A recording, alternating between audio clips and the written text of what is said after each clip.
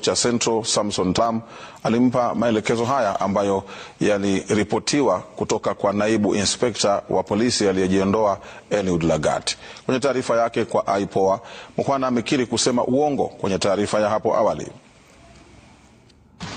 Taarifa ya kina ambayo tumepata kwa njia ya kipekee imeanika matukio ya usiku wa tarehe 7 Juni mwaka huu, usiku ambao mwanablogu na mwalimu Albert Ojwang alifariki akiwa kizuizini katika kituo cha Central hapa Nairobi.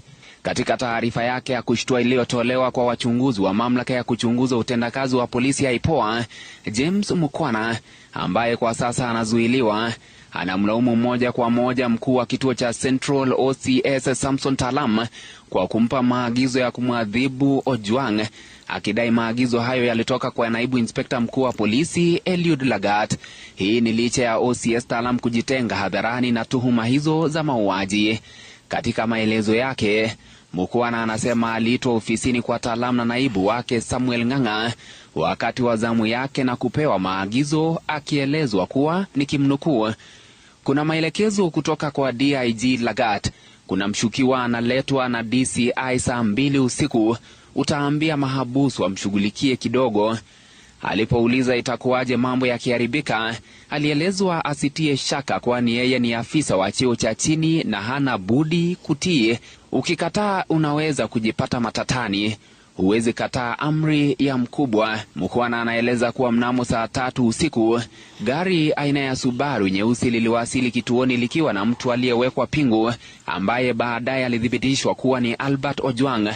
Alimpigia simu OCS Talam ambaye alithibitisha kuwa huyo ndiye mshukiwa aliyepaswa kuadhibiwa. Saa 3:20 usiku, Ojwang alisajiliwa rasmi kama habusu na muda mfupi baadaye mateso yakaanza katika seli ya mwisho iliyo kando na vyoo. Mukhwana anasema alipigwa na wenzake wanne: Collins Ireri, Jill Amiton, Brian Mwaniki na Eric Ndambuki, ambao tayari wamekamatwa na kufikishwa mahakamani.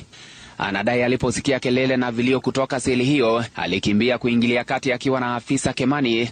Walimpata Ojwang akitokwa damu mdomoni, akiwa ameketi chini na kulala ukutani akionekana vibaya.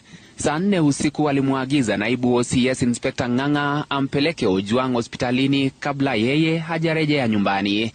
Siku iliyofuata tarehe 8 Juni, Mukhwana anasema alipokea simu nyingi kutoka kwa maafisa wenzake wakimuuliza kama amesikia yaliyompata Ojwang.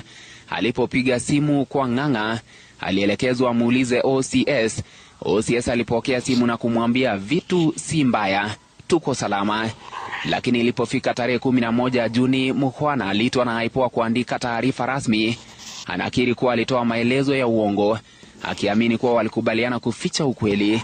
Baadaye aligundua kuwa maafisa wenzake walimtelekeza na kumtupia lawama peke yake. Tarehe 12 Juni, akiwa amesumbuliwa na dhamira, alirudi kwa hiari katika ofisi za IPOA na kuomba kuandika upya taarifa. Mara moja alikamatwa na kupelekwa katika kituo cha polisi cha Capitol Hill ambako alikiri ukweli wote. Katika hitimisho lake, Mukhwana anasema Ojwang hakuwa anafaa kuuawa, ilikuwa ni kumwadhibu. Agizo kutoka kwa OCS Talam ambaye pia alipokea agizo kutoka kwa DIG Lagat. Pole kwa familia, Mungu awafariji. Wameandikisha taarifa katika kituo cha polisi cha Capitol Hill.